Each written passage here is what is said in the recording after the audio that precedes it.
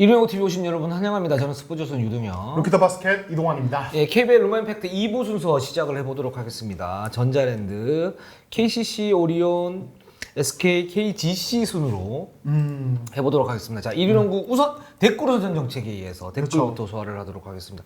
제가 지난 방송 때 댓글이 좀 부진하다라고 말씀드렸는데 바로 자극을 받으셨는지 많은 분들이 댓글을 올려주셨어요. 예.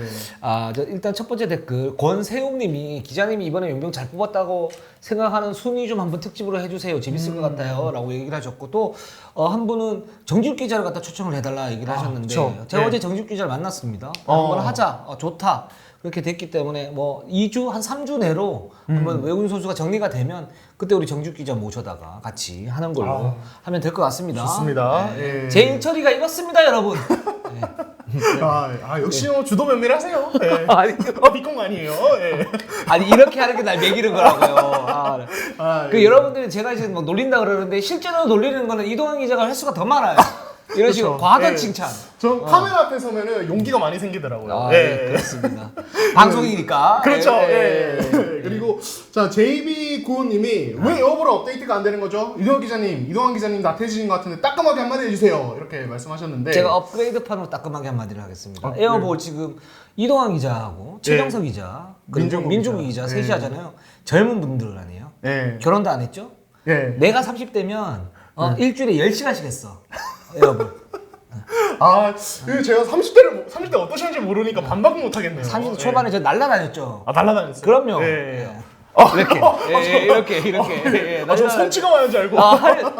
예. 저는 손찌검 절대 안 합니다. 예. 예. 한마디 해달라고 했는데 때리는 줄 알고. 그리고 예. 한 번만 더 얘기할게요. 원래 옥상으로 따라와 이거 하잖아요. 그쵸. 그 셋이 KBL로 모여. 예.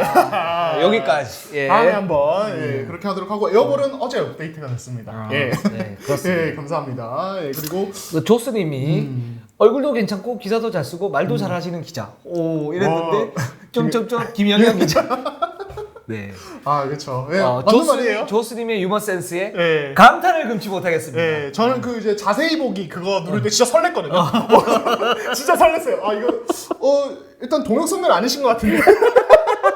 얼굴에다 날지도 몰라. 근데 역시 나도 뭐 그럼 그렇지. 예, 그렇습니다. 저희는 실력으로 승부하는 이른호구입니다. 예, 저희는 뭐 외모로 뭐 조회수 뽑고 이러지 않아요.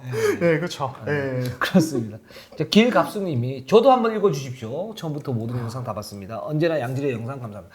저희가 더 감사드립니다. 진짜 감사드립니다. 예, 초창기 저희 진짜 막 댓글 한 개 달리고 그랬거든요. 처음 시작할 때. 예, 그때부터 보셨다니 정말 감사드리고. 그리고 제가 이제 댓글 하나만 더 말씀을 드리겠습니다.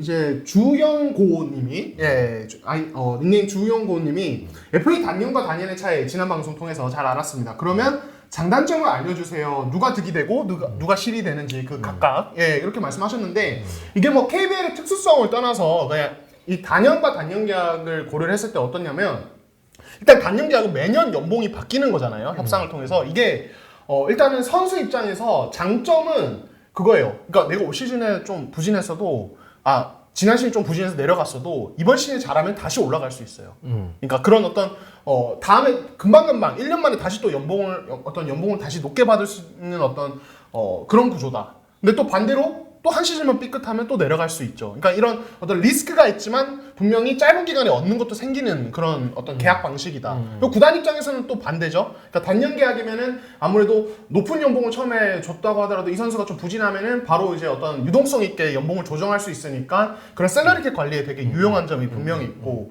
다만 이제 단점은 이제 이 선수가 진짜 갑자기 빵 터졌다. 브레이크아웃 시즌을 보냈다. 원래 연봉이 되게 낮았는데 그러면 좀 많이 올려줘야 되는 부담들이 생기잖아요. 그러니까 예를 들어서 이번에 또 뭐 MVP를 수상했던 선수들이 협상도 그렇고, 그러니까 그런 부담을 늘 안고 간다 매년. 그러니까 물론 뭐 잘하는 게 당연히 기분은 좋은 거지만, 그러니까 그런 게 있죠.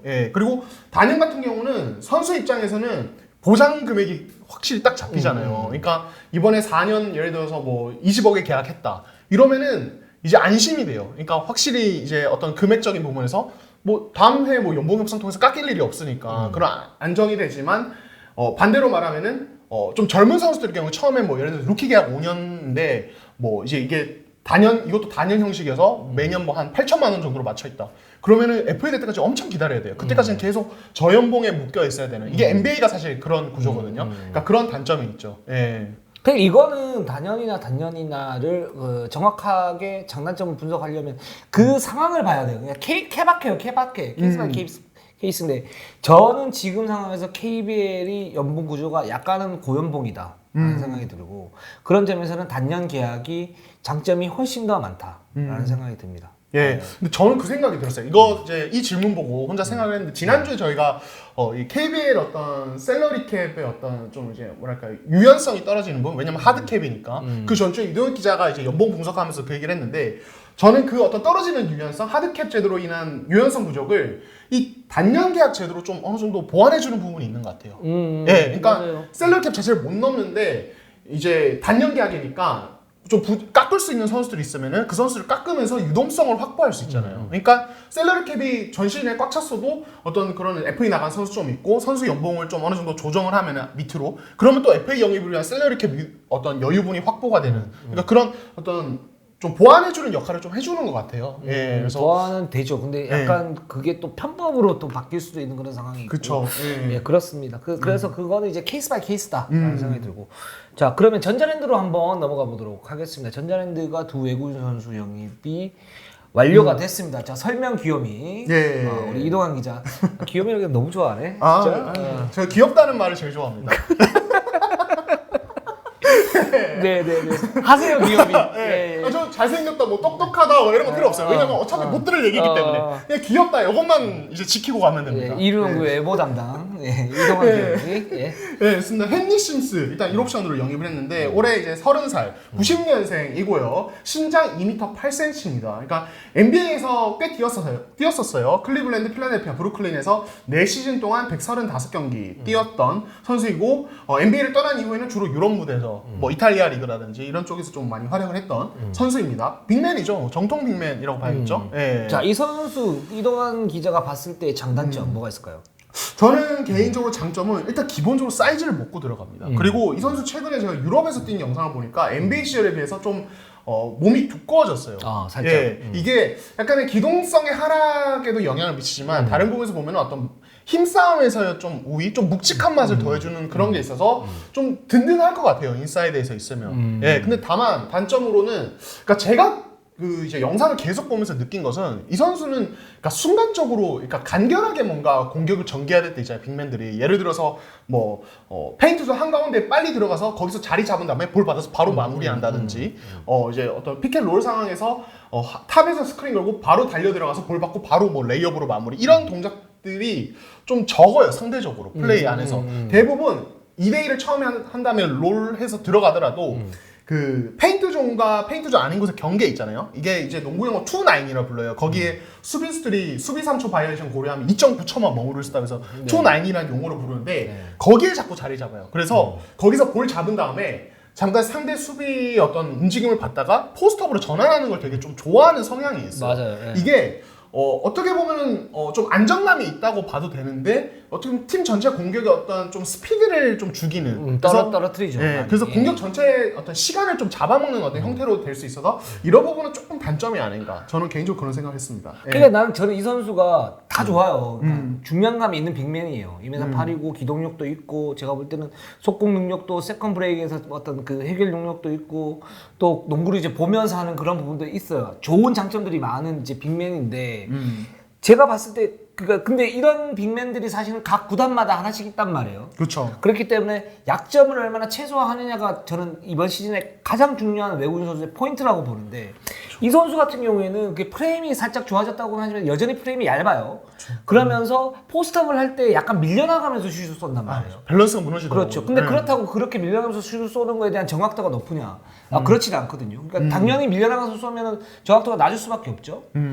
그런 상태인데 포스트업을 좋아해. 말하는 것처럼. 예. 그리고 2대2 스크린을 할 때 기본적으로 스크린을 정확하게 서주는 게 아니고 슬립 동작의 비율이 높아요. 그쵸. 예. 근데 그렇게 되면 슬립을 했을 때 완벽한 찬스를 만들면서 어떤 그 농구를 보는 그 즐거움은 있을 수 있지만 농구 그러니까 기본적인 전술 자체에서는 정확하게 해줄 때 해주고 슬립할 때 해줘야 되는데 그거 구분이 예를 들어서 슬립 비율이 높아지면 이게 빛 좋은 개살구가 되거든. 그쵸. 그랬을 경우에는 기본적으로 슬립을 한다고 해도 스크린을 제대로 못 받은 가드가 볼을 투입할 수 있는 능력이 떨어질 수 있고 효율이 떨어질 수 있으니까 그런 부분에서 약간 좀 비효율적이다 이런 느낌이 좀 들긴 했어요. 그렇죠. 네. 그러니까 그게 어떻게 보면 결국에는 전자랜드 상황을 보면은 박찬이 어떤 볼 투입, 그러니까 그렇죠. 피켓롤 상에서 볼 투입에도 영향을 줄 수 있고 김낙현 같은 경우는 외국 선수가 스크린을 정확하게 걸어줬을 때 3점 라인 앞에서 풀업 3점을 던질 수 있는 그렇죠. 옵션이 있는 선수인데 그 슬립으로 하게 되면 그런 부분들을 좀 못 살리는 상황이 더 많아지는 거죠. 그러니까 그런 단점이 좀 있을 수 있죠. 예. 그렇습니다. 그리고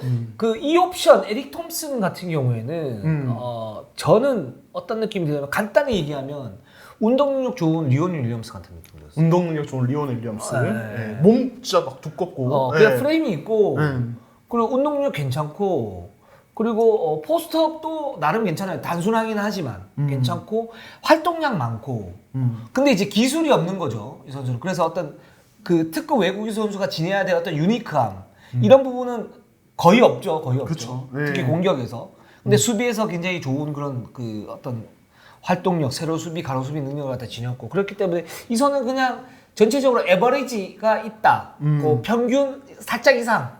요 정도 느낌이에요. 그리고 그 팀의 어떤 팀워크들 갖다 해칠 그런 요소들은 안 보인다. 이런 생각이 듭니다. 예, 그 방금 말씀하신 그 포인트가 저도 좀 핵심이라고 보는데, 그러니까 제가 헨리 심스 방금 얘기를 하면서 이 선수는 2대1을 해도 포스트업을 하기 위해서 뭐 자리 잡는 그런 그렇죠. 습관이 있다고 말씀드렸는데 에릭 톰슨은 또 헨리 심스는 그런 면에서 완전 반대예요. 달라요. 이 선수는 어떤 포스트업 옵션 자체 그렇게 뭐 자기 주무기가 아니란 말이에요. 그러니까 2대1을 해도 바로 림으로 달려가서 또 운동 능력 괜찮기 때문에 엘리웁 받아서 마무리하거나 이런 식의 어떤 간결한 마무리가 대부분이에요. 그러니까 저는 그런 생각이 들어요. 이게 유동 감독의 이야기를 또 한번 들어봐야겠지만은 제 생각에는 이 두 선수의 이때까지 어떤 영상 보고 플레이 스타일을 봤을 때 어떤 이제 1대1을 통한 어떤 직접적인 득점 창출이 필요할 때는 헨리 심스를 쓰고 그렇죠. 예, 그리고 국내 선수와 2대1을 통해서 좀 이제 어떤 서로 시너지 효과를 내는 예, 그런 식의 어떤 플레이가 필요할 때는 에릭 톰슨을 기용하는 물론 이제 1옵션이 심쓰기 때문에 더 많이 쓰겠지만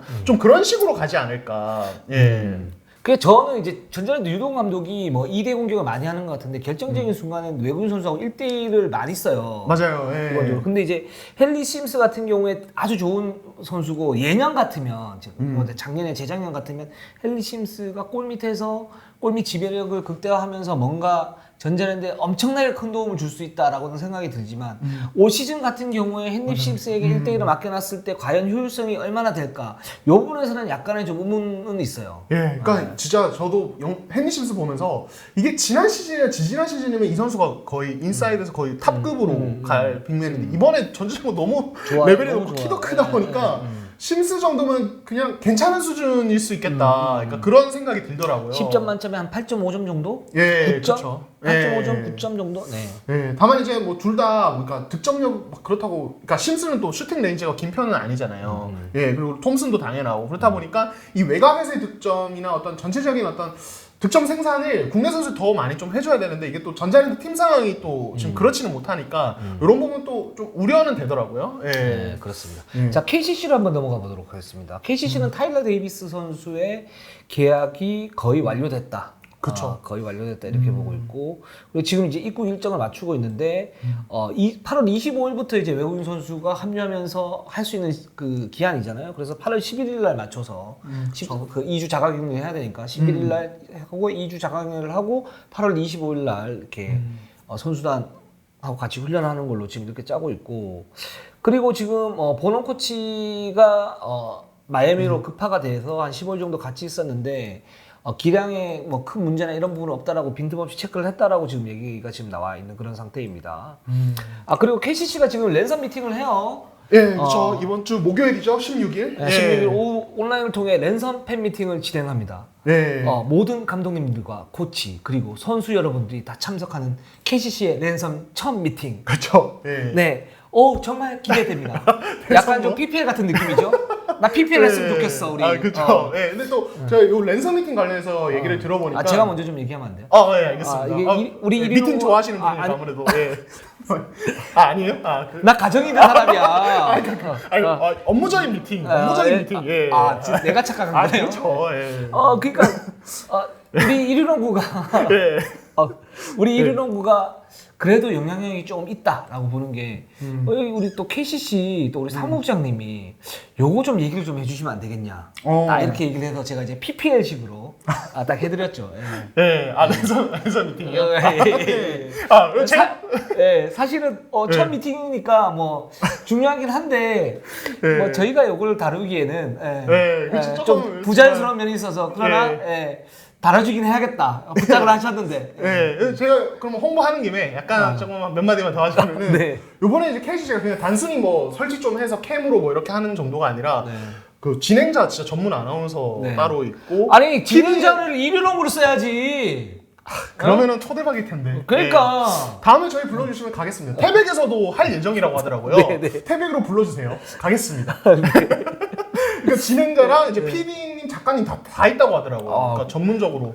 그래서 아무튼 KCC가 그만큼 신경을 쓰고 있고 앞으로도 좀 요거를 좀 주기적으로 할 생각이에요. 지금 코로나 때문에 사실 뭐 아예 무관중으로 시즌 개막할 수도 있으니까 뭐 이제 이렇게 좀 말씀을 드리고 싶네요.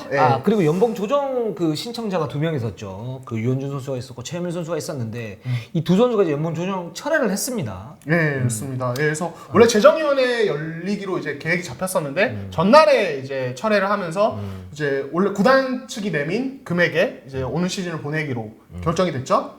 일단 이게 철회했던 배경은 제가 이제 유현준 선수하고는 지금 전화 통화를 못했어요. 그리고 녹화 당일날 유현준 선수, 최민 선수 두 선수 모두 이제 전화 통화를 좀 해서 좀 물어보려고 했는데 유현준 선수는 뭐 정심에 미팅이 있어서 내일 정도에 통화를 하자 뭐 이렇게 얘기를 해서 못 들어봤고 최민 선수는 제가 이제 모든 뭐 얘기를 갖다 들어봤는데 일단은 이제 최한길 단장 우리가 항상 우리 이리농구의 단골 단장님 그렇죠. 최한길 단장님이 이 연봉 조정 신청을 하자 와가지고 붙잡고 이런 상황이어서 구단이 미안하고 근데 이렇게 됐기 때문에 좀 이해를 해달라.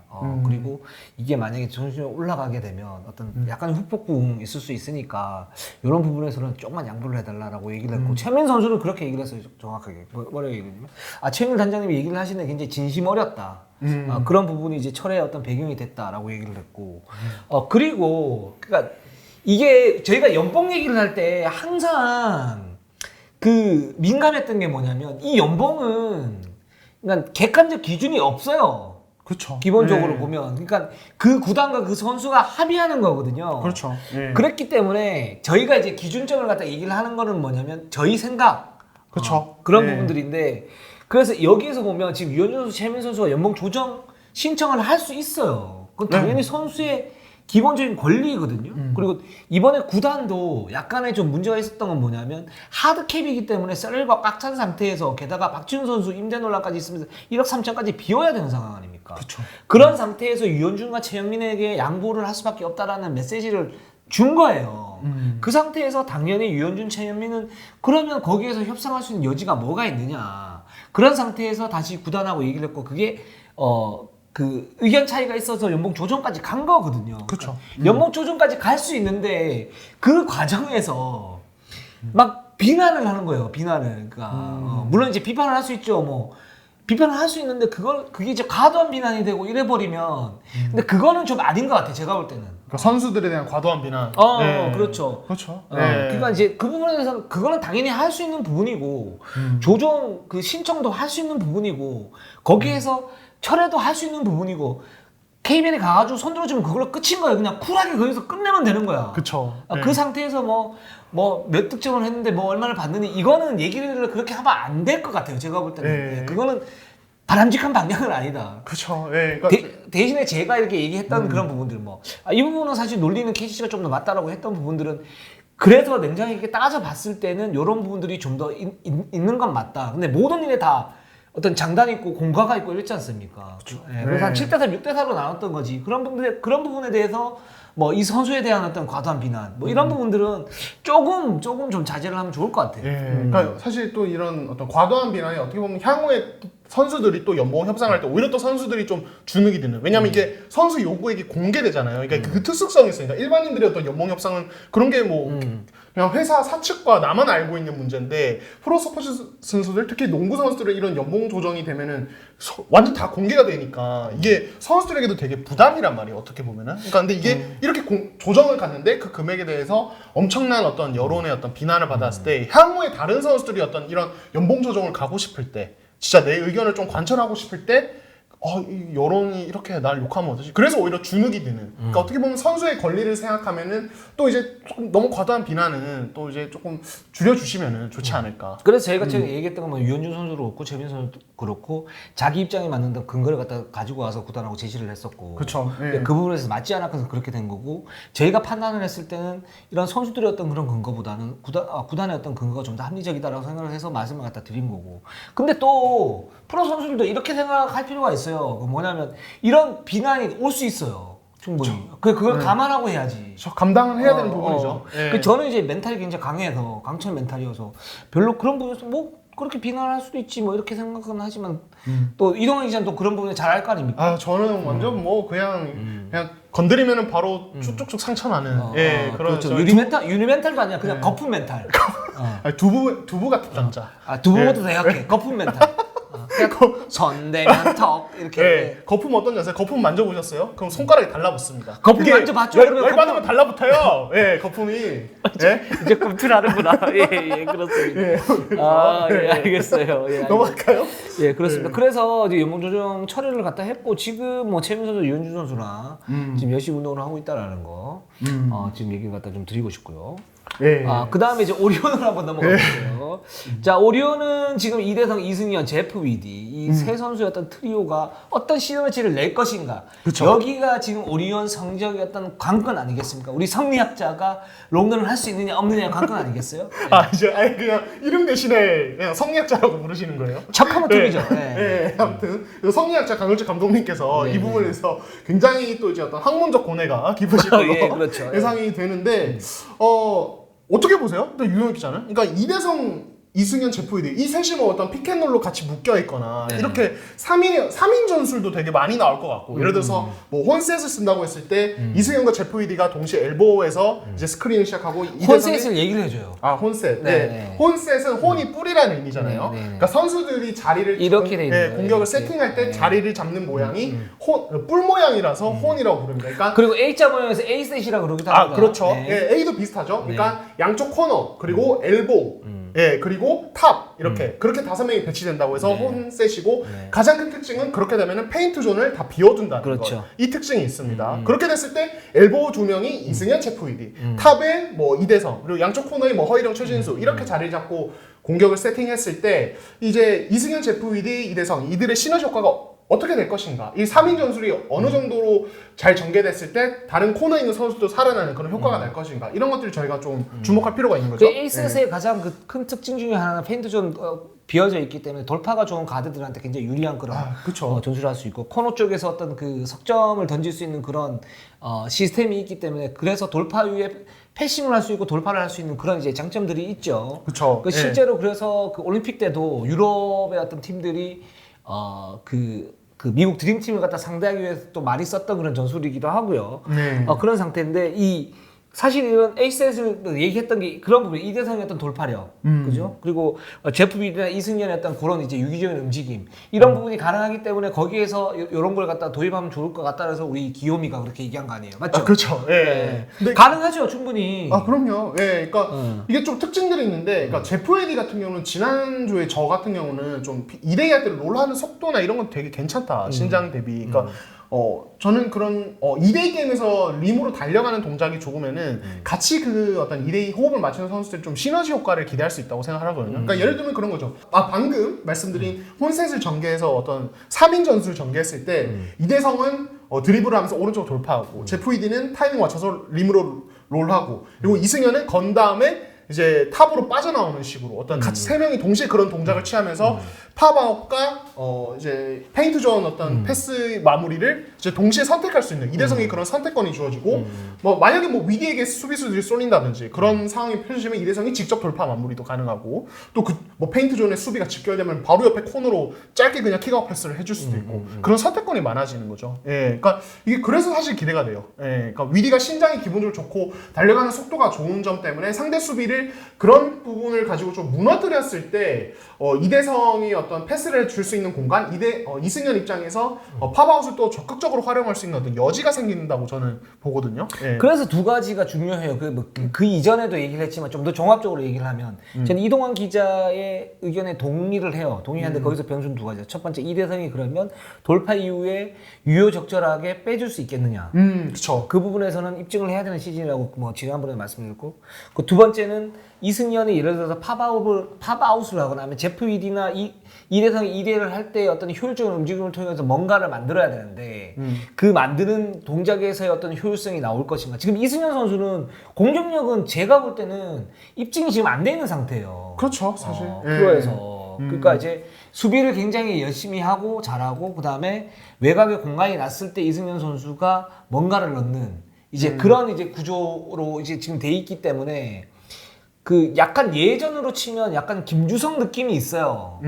초창기의 김주성. 네, 느낌이 있는데 근데 거기에서 지난번에 말씀드렸던 것처럼 이승현 선수가 오리온에 성공을 하려면 이승현 선수가 공격력을 얼마나 보이느냐에 따라 가지고 이대성도 위력이 확대가 될 수가 있고 나머지 선수들도 마찬가지라고 말씀을 갖다 드렸잖아요. 그렇죠. 그 용수를 탈피한다, 용병 수비를 탈피했을 때 이승현은 공격력이 좀 더 효율적이어야 된다 말씀을 드렸는데 이제 그 두 부분이 이제 걸려 있는 거죠. 이 두 부분이 만약에 두 개 중에 하나 또는 두 개 다 이렇게 터진다면 오리온은 분명히 올라갈 거고 만약에 뭐 두 개 중에 하나가 잘 안 되는 상태에서 하나도 왔다 갔다 그런다 그러면 이제 6강 다코스 이렇게 그쵸. 될 가능성이 높다라는 거죠. 그렇죠. 그러니까 결국에는 그래서 그 세 명의 시너지가 되게 중요한 것 같고, 그러니까 이제 말씀하신 그 두 가지 포인트에서 저는 이제 이대성의 어떤 유효적절한 어떤 패스 선택 이런 것들은, 그러니까 사실 이게 이대성의 어떤 고질적인 약점일 수 있는데, 그러니까 2대 게임을 할 때 자신의 돌파 속도를 어느 정도 조절을 하면서 스스로 이제 선택지를 넓힐 수 있는 어떤 그런 여유. 그러니까 이게 어떻게 보면 되게 중요한 것 같아요. 그러니까 이때까지는 사실은 뭐 그냥 그 저돌성으로 찢어놓고 그냥 올라가고 이게 좋았지만은 이 3인 어떤 시너지 효과를 위해서는 예를 들어서 스크린 받고 돌파하다가 미드레인지에서 이제 엉덩이로 수비수를 밀면서 이렇게 머무르다가 이제 예를 들어서 점프했다가 롤하는 미드에게 그냥 점프 패스 바로 한다든지 아니면 거기서 머물다가 미드레인지 점퍼를 던지는 그런 어떤 좀 시간을 코너로 빼준다든지. 그렇죠. 코너를 빼준다든지. 그러니까 삼루수 라인 밖에서 림까지 달려가는 속도나 어떤 템포를 너무 빠르게 가져가면은 그게 오히려 완전히 큰 독이 됩니다. 예, 그러니까 이때까지 사실 이대성은 그랬어요. 그러니까 예. 퀵이잖아요. 그렇죠. 퀵 슬로우 또는 머물렀다가 또 퀵 슬로우 이런 그쵸. 식으로 돼야 되는데 그게 이제 헤지테이션이 제대로 안 됐던 거고. 그렇죠. 그게 예. 이정현하고 이대성의 가장 큰 차이점이었던 거고. 아, 그럼요. 예. 운동 능력이 이대성이 압도적으로 좋았고 수비력도 제가 볼 때 이정보다는 수비력이 더 좋아요. 이대성. 저는 이대성이 외곽에서 지금 수비력으로 치면 거의 탑이라고 생각을 하는데 이제 그런 능력을 실전에서 못 써먹은 거죠. 그런 그렇죠. 거에서. 예. 그리고 그런 거에 대해서 개선의 여지에 대해서 이렇게 봤을 때는 이대성 선수는 그 포인트를 갖다 좀 잘못 잡은 그런 부분들이 있었었고 그리고 올 시즌은 좀 어떻게 될지는 좀 봐야 되는 그런 부분인 거고 예. 그렇게 되는 거죠. 네. 예. 그래서 뭐 그 부분 보면 될 것 같고 또 이제 뭐 이승현 선수 같은 경우는 뭐 이렇게 얘기를 듣는다고 최근에 이대성 선수가 같이 이제 팀 훈련하면서 너가 진짜 좀 득점력을 많이 올려줘야 된다. 그러니까 20점 넣는 경기가 많아야 된다. 이렇게 좀 강조를 많이 하고 이 있다고 말은 해요. 정확하게 맞아요. 예. 그래야 이대성도 살고 위디도 살고 허이동도 살고 최진우도 삽니다. 예, 맞습니다. 우리 성리학자도 살고요. 아, 그렇죠. 그렇죠. 예, 팀 성적이 나오면은 감독님도 저희 방송에 나와주시지 않겠습니까? 아, 뭐 당연히 그래야죠. 자신 있게. 예. 네, 당연히 그래야죠. 예. 네. 저희가 가야죠. 아, 그럼요. 예. 그리고 지금 허이동 선수가 재활을 하면서 장발이 됐어요. 아, 저 보고 왔어요. 저 지지난주에 한번 보고 왔는데. 근데 허이랑 선수가 예. 그렇게 머리를 기르는 이유가 이제 코로나 때문에 뭐 미용실 가기가 좀 그래가지고 뭐 이렇게 하다가 길렀는데 자기는 마음이 좀 드나 봐요. 근데 와이프가 그렇게 싫다고. 예. 아 그래요. 그 와이프 말은 들어야 됩니다. 예. 그래서 그쵸. 이대성 선수도 머리가 지금 약간 긴 상태인데, 근데 또 여기에서 이제 그 좀 재밌는 얘기를 하면 이 두 선수가 이렇게 그 머리띠를 딱 이렇게 하고 테리우스를 만들어 보자. 그래서 그 강우준 감독한테 가서 이제 강우준 감독님도 머리띠를 하고 우리 셋이서 사진 한번 찍는 게 어때요? 농구 발전을 위해서. 근데 농구 발전을 거기다 왜 갖다 붙이는 거야? 그거랑 농구 그러니까, 예. 헤어스타일과 뭐 연관이 있나요? 그냥 자기들 재밌게 노는 거잖아요. 예. 그래서 강우준 감독은 거기서 야 니네들이 나를 감독으로 여기는 거냐? 나는 그건 못하겠다. 나는 개그맨이 아니다. 뭐 이렇게 예, 그만큼 좀 친하다라는 거죠. 아 그렇죠. 관계가 좋다는 거죠. 그리고 예. 이승현한테 좀 만만하진 않지만 그 이승현한테 가서 이승현아 그럼 네가 머리라도 길러라 우리 같이 한번 찍어보자. F4가 돼보자. 뭐 이렇게 얘기를 했다는데 예. 분위기는 그만큼 좋답니다. 아 그렇죠. 분위기 굉장히 좋아요. 네, 요 얘기를 하기 위해서 이런 에피소드를 갖다 좀 말씀을 갖다 드렸고. 예. 자, SK를 한번 가보도록 하겠습니다. SK가 지금 미드나스 활용법에 대해서 지난주에 언급을 갖다 좀 했었는데, 그때 이제 그 우리 이동환 기자가 또 빅라인으로 갈 수 있다. 이렇게 얘기를 했었는데, 거기에서 지난주에 이제 미처 못한 얘기들을 갖다 좀 하면, 일단 그 공격에서는 그 코칭 스태프의 지금 진행 상황 그래. 일단 테스트를 다 해야 되고, 그런 상태에서 공격에서 미나스의 그 스트레칭 특징을 잘 살펴야 된다. 그러니까 헤인즈가 석점보다는 미드 점퍼의 어떤 비중이 높았었고, 그러니까 그 여기가 림이고 여기가 3점 슛이라 그러면 헤인즈가 요 정도의 스트레치를 했다면 미나스는 이만큼 할 수 있는 거잖아요. 그렇죠. 예. 그러면 여기가 넓어지는 거고 이 틈을 김선영이나 뭐 다른 선수들이 파고들 수 있는 거고 미나스가 외곽으로 빠졌을 때 김민수, 최준영 이쪽에서 미스매치가 나오니까 그 부분을 활용할 수도 있는 거고 그렇기 때문에 공격 옵션은 굉장히 올라갈 수 있다. 단 이제 수비에서는 약간의 좀 변수가 뭐냐면 미네라스가 분명히 외국인 선수를 갖다 맡아야 된다. 근데 미네라스가 못 맡을 수도 있다. 외국인 선수 좋은 선수들이 많기 때문에. 그렇게 됐을 경우는 더블팀을 갖다 써야 되는데 그렇기 때문에 로테이션이 나온다.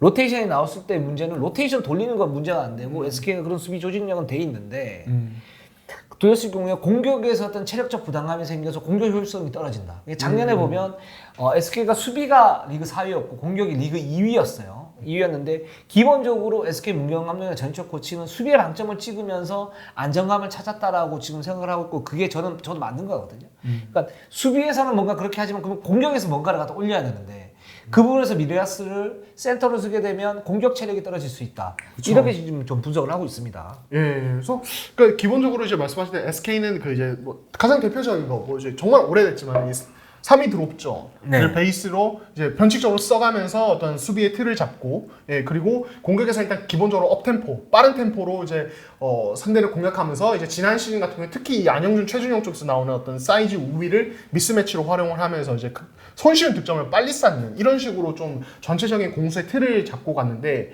그러니까 근데 일단은 이제 SK가 이제 그렇게 이제 어떤 미스매치를 활용할 때 사실 기본적으로 미스매치 활용 방식 두 가지잖아요. 사이즈 좋은 선수가 자기보다 작은 선수를 상대로 몸으로 밀고 들어가서 골밑 가까운 데서 볼을 잡고 득점을 올리는 것이 될 텐데 SK는 또 거기에 해당하겠죠 주로 뭐 작은 선수가 큰 선수 공략하는 것보다는 예 근데 그렇다고 봤을 때 미드레스가 활용해주는 공간이 그런 어떤 큰 선수의 사이즈 우위를 활용하기에 또 되게 유용하다. 그러니까 왜냐면은 도움수비 가기 어렵게 끌고 나오니까 예 그러니까 그런 부분에서 또 지난 시즌에 어떤 안영준 최준용의 사이즈 우위를 활용하는 것보다 더 잘 될 수도 있다는 생각도 개인적으로 들긴 하고요. 네 그렇습니다. 그 수비에서는 이제 3T 드롭전을 해야 되는데 사실 헤인즈가 그 역할을 했어요. 그러니까 3-2 드롭전은 여기 중앙에 있는 선수가 왔다 갔다 하면서 떨어져 주는 그런 이제 수비 방법이고 예전 DB가 했었었고 근데 여기 이제 중앙에서 좀 떨어져 줬다가 올라갔다가 이 위치가 굉장히 중요한데 이걸 이제 헤인즈 선수가 잘했단 말이에요. 근데 이 역할을 이제 미네라스나 최준영이 해줘야 되는데 그러니까 이걸 실험을 해봐야 돼요. 만약에 이게 안 되면 뭐 투수리 매치업전이나 이런 식으로 갈 수 있는 거죠. 그렇죠. 네. 그래서 SK 연습 경기는 좀 지켜볼 필요가 있다. 그리고 지켜보는 대로 저희가 업데이트를 갖다 좀 해드리겠다. 이렇게 좀 말씀을 드리겠습니다. 자, KGC 얘기를 한번 해보도록 할게요. KGC는 뭐 평안합니다. 그렇죠. 예. 1옵션, 2옵션 잘 뽑았고 2옵션 뭐 라타비우스 잘 뽑았고요. 기대를 하고 있죠. 예, 이동환 홍보팀장이 있는 라타비우스 지난주에 아 그렇죠. 제가 굉장히 좋아하는 선수입니다. 그렇습니다. 최근에 보면 문성건 선수가 지난 시즌에 엄청난 활약을 했었죠. 예, 수비상도 받고 그리고 또 연인도 만나고. 아 그럼요. 예, 광민정 선수. 그렇죠. 예. 피겨 요정. 그렇죠. 예, 교통사고 통해서 우연히 이렇게 인연을 맺게 된. 예. 우연일까? 네. 어쩜 우연을 가장한 필연이. 1위 농구의 아프리카 요정. 김영현 기자가 있다면 네. 우리 문성곤 선수에게는 피겨요정 강민정 선수가 있다. 아 김혜영 기자가 저에게 그 정도 존재인가요? 네? 그 정도 존재입니까? 안 됩니다. 막 갖다 붙였어. 그럼 요정이 없잖아 우리는. 아 그렇죠. 그 진이 아니에요. 램프의 요정. 저 시켜주면. 램프의 요정 진. 램프 요정 진이. 네. 네. 아, 알겠습니다. 그렇습니다. 근데 이제 그 김승희 감독이 최근에 그런 얘기를 했어요. 문성곤 선수가 진짜 미친 놈이다. 미친 선수다. 왜냐면 훈련 너무 많이 한다. 그래서 개인적으로 불러서 이제 그 여자친구분하고 같이 이렇게 불러가지고 야 이렇게 지내고 휴가 좀 쉬다 와. 그러니까 쉬다 와. 그러니까 이제 그 다음날 훈련 안 해도 돼. 쉬다 와 그랬는데 그 다음날 아침에 여전히 공을 튀기고 있는 우리 문성곤. 네. 그러니까 진짜 물이 오른 것 같아요. 진짜 지금 시점에서는 그러니까 수비는 뭐 거의 뭐 지금 진짜 완전 물이 올랐고 지금 뭐 대표팀에서도 그런 모습 많이 보여줬잖아요 이미. 그런 상태에서 이 3점 사실 이 선수 데뷔할 때는 어떤 그 3점 스페셜리스트로서 기대가치가 꽤 높았는데 그것까지 좀 살려준다면은 진짜 뭐 한국 최고의 3&D로 자리 잡지 않을까 뭐 그런 생각도 들거든요. 네. 이 선수가 사실 고대 시절에도 그러니까 블록 실력이 되게 좋았어요. 그래서 제가 항상 얘기했던 게 뭐냐면 오리온의 지금 최승우, 큰 최승우, 예. 그 다음에 문성곤 이 두 선수는 굉장히 좀 저평가돼 있는 선수다. 그러니까 문성곤은 지금 뭐 터져 있는 상태이긴 한데 근데 여기서 좀 더 해야 돼. 이 선수는. 그러니까 이 노력에 비해서 이게 그 송교창하고 비슷해. 그러니까 노력에 비해서 이 선수도 뭐랄까 효율이 좀 덜해. 지금부터다. 리그를 씹어 먹어야죠. 그렇죠. 예. 대표팀도 그 고정적으로 가려면 근데 이 선수가 이제 3&D 같아요. 그러니까 송교창이 좀 다재다능하다면 이 선수는 저는 이제 3&D로 가면 엄청나게 좋은 선수가 될 것 같아요. 3&D가 나쁜 게 아니잖아요. 그렇죠. 예. 그러니까 근데 이제 이 선수 D는 되는데 3가 좀 약해요. 그렇죠. 예.